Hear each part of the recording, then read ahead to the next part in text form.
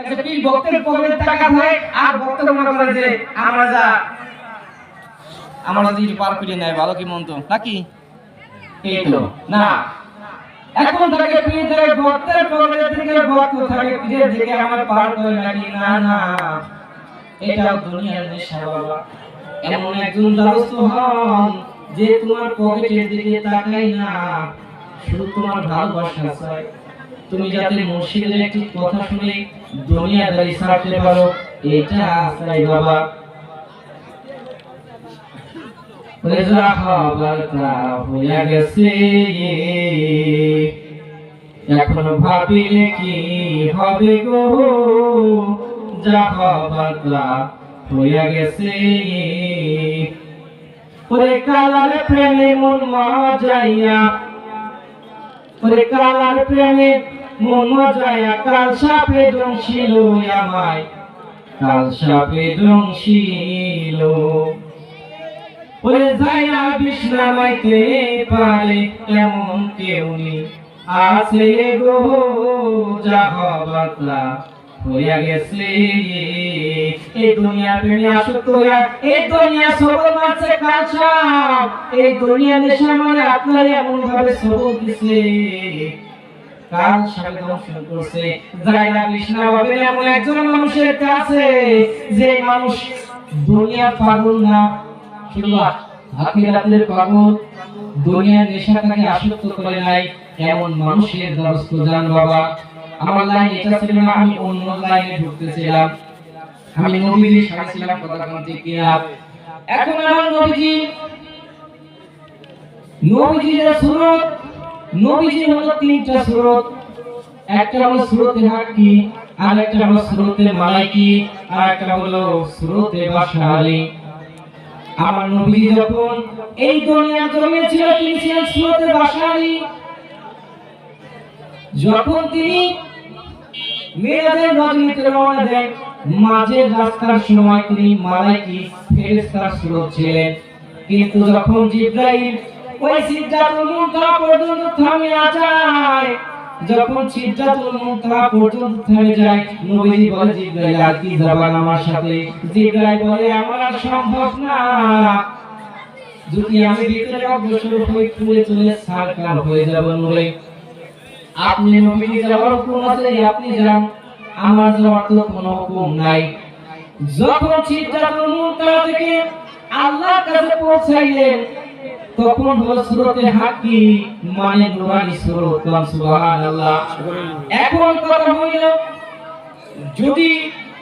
নবীজিকে নূর মানতেই হয় অনেকে মেরাজের ঘটনা বলতে অস্বীকার কারণ মেরাজের ঘটনা যদি পরিপূর্ণ বলে তাহলে আমার নবীজিকে নূর অবশ্যই মানতে হবে কারণ যখন সিদরাতুল মুনতাহা থেকে নবী আল্লাহর কাছে পৌঁছাইলেন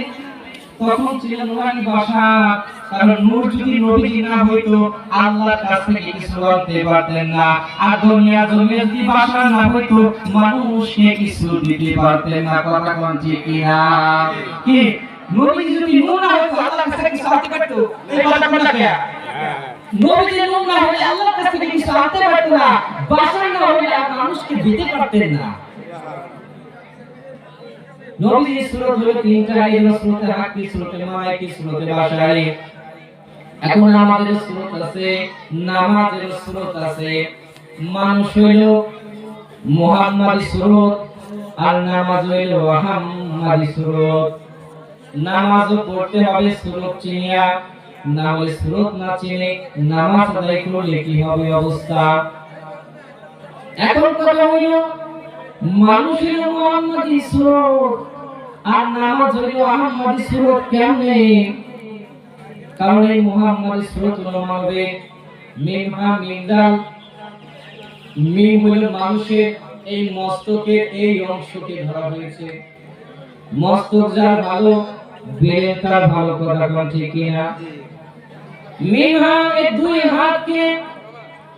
হা হিসেবে ধরা হয়েছে এই নাভি যে জায়গাটা এখানে আবার মিম ধরা হয় মিম হা মিম নাভি জায়গা আর পা দুটোকে দাল মিম হা মিম দাল মিম হা মিম দাল মুহাম্মাদ সুবহানাল্লাহ মানুষ হইল মুহাম্মাদি সুরত মানুষ হইল মুহাম্মাদি সুরত আর নামাজ হইল আহম্মদি সুরত।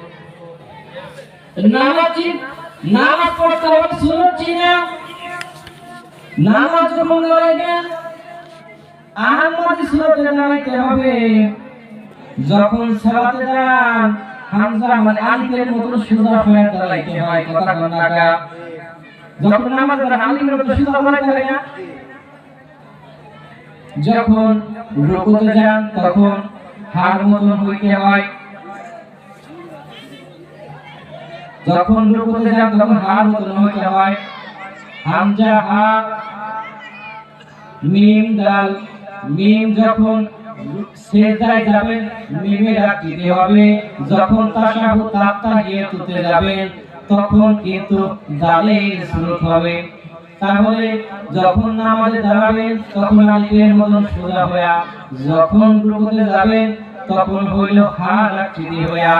যখন আপনি সিজদায় যাবেন মিমের মতন আকৃতি হইয়া, যখন আপনি তাশাহুদে বসবেন দালের আকৃতি হইয়া। তাহলে এটা হলো আহম্মদি নামাজের সুরত। সুবহানাল্লাহ, একবার তো সই করি আল্লাহুম্মা